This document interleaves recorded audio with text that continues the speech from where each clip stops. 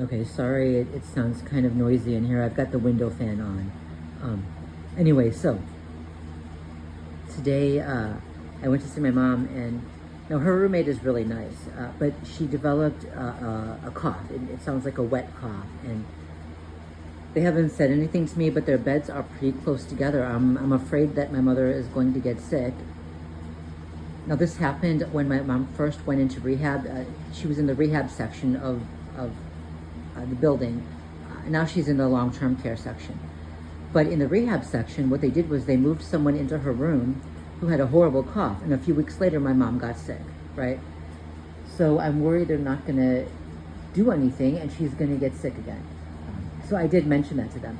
Another thing, a while back, they said they wanted to try to put in this experimental technology that allows them to track respiratory conditions from a distance.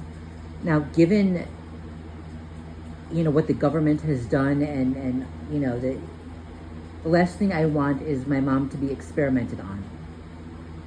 So I asked if I could talk to someone about it, and they sent in a salesman. Pretty much, he's a salesman, and he didn't seem to know much about it.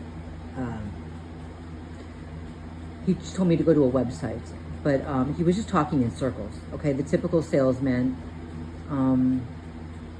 He said that, I'm not entirely sure, but I went to the website, right? I went home, I went to the website, and what it says is that it helps monitor from a distance 24/7, but it's not for emergencies. So if there's an emergency, it's not going to just automatically let them know and send an ambulance right away. It doesn't work that way. So I went back and I asked them, I said, well, okay, but is she still going to have, people there checking her vitals? Because then they started saying, well, it's meant to monitor her vitals and everything else 24/7, so that they get an idea of her normal state, of her normal condition.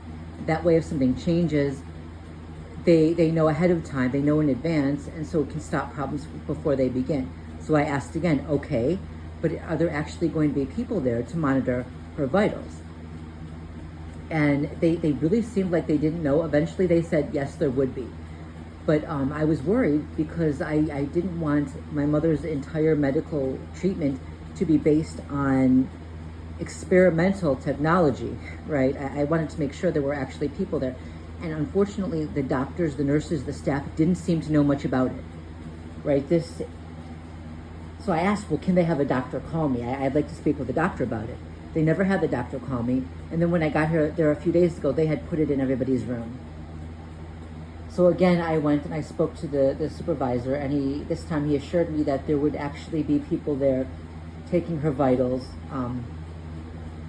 Finally they had to stop saying, oh yeah, it's there in case of emergency, because I pointed out to them that the website says it's not there for emergencies, right?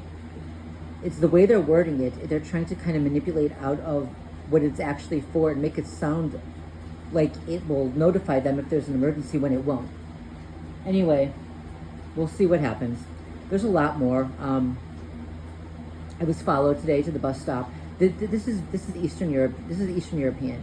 That's what is happening when it comes to the actual stalking. And a different topic. It's got nothing to do with the nursing home.